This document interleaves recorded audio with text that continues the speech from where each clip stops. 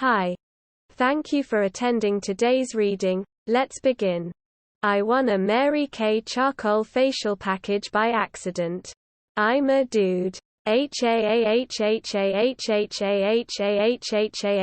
This is the stupidest fucking thing ever.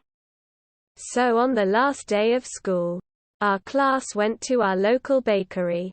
And as a joke, I put my name in a Mary Kay raffle box and my friends and I had a good laugh about it for a minute. And we continued our day like normal. Fast forward to today, when I get a message that said I was a winner of this raffle and they provided evidence that it wasn't a scam. An important little tidbit is that I am a boy who has no interest in a satin hand treatment with lip care and matching foundation, so I'm like fuck. I actually won this contest and I don't have any interest in this package. So I offer it to my relatives and nobody takes it, so I just say give it to the runner-up, and that's the story of how I won a Mary Kay raffle by accident, lol. End of story. Next story. Avengers Endgame. So when Avengers Endgame was in cinemas, me and a friend went to see it. We sat down and in front of us was an old couple in their 80s. They weren't with grandkids or anything, it was just them.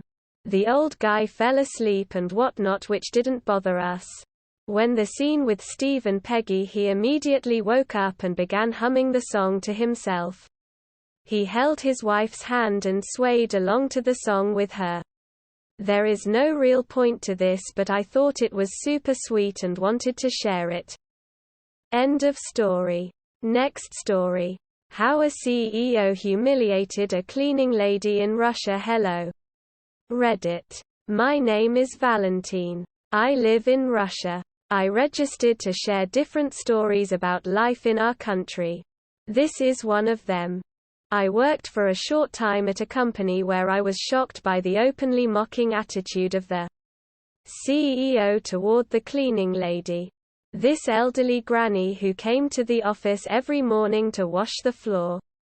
But I was even more shocked by the reaction of the cleaning lady. Every day during winter, the first thing the CEO did when he came to work was to tap his dirty shoes, deliberately and defiantly, on the still damp, newly washed floor. Having dirtied the floor, he promptly left, and the cleaning lady burst into vulgar language that would have reddened any listener's ears. Bastard. Horse dick, she shouted after him. You will never change. As you were an asshole. So you always will be. Then there was something about his mom, dad, and regret over his dad's disregard for safe sex. Her curses covered all his relatives, reaching the second generation back. And on especially slushy days, even up to the fourth generation back. Then she wet the rag again and re-washed the floor. I couldn't figure out what the hell was going on. But after a while, a secret was revealed to me. This war began when the CEO was an exemplary boy going for a gold medal at school. That lady was his teacher, who, for some unknown reason, disliked him. Even under pressure from the school board, interested in increasing the number of medalists, she refused to reward one to the boy. Later, she had to leave her job. And after a time, she went to look for a part-time cleaning job at the CEO's office. The CEO saw her.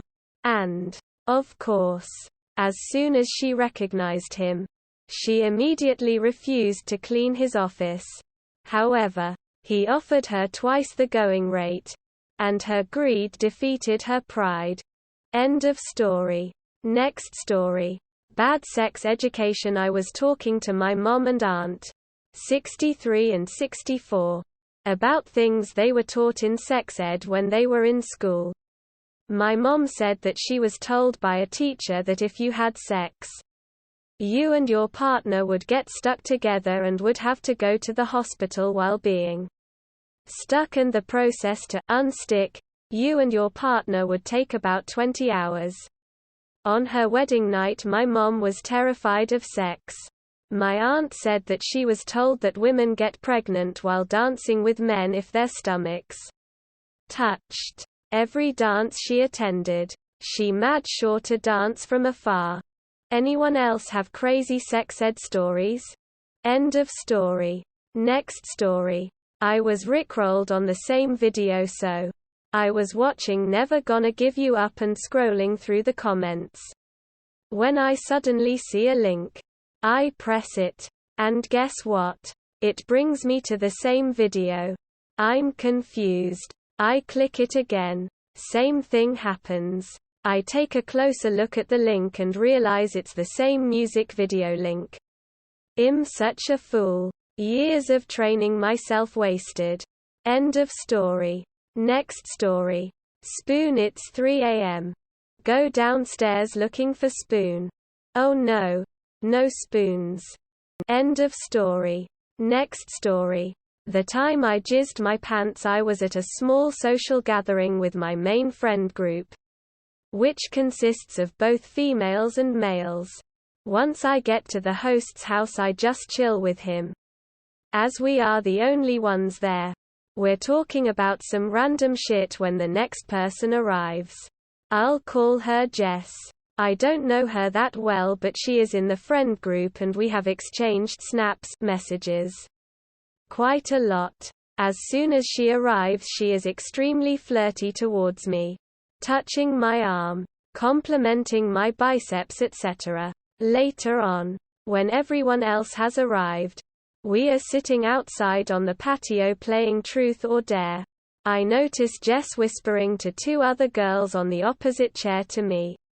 Then they both laugh and look directly at me. When it's her turn, one of Jess' friends dares her to give me a lap dance. I cannot believe my luck. She sits on my lap and I get an instant boner. Then she gets really into it. I mean, my dick was lucky to survive. And I suddenly realize I am really into it as well. I start to think something is wrong. I only ever feel like this when. And that's when it happened. I think I managed to keep my face straight enough to not give the others a clue to what happened. But Jess looks at my crotch with a look of shock and brings the lap dance to a premature close. I really hope it was too dark out there for anyone else to notice. But there's still enough damage done with Jess. Welcome to my great life. End of story. Next story.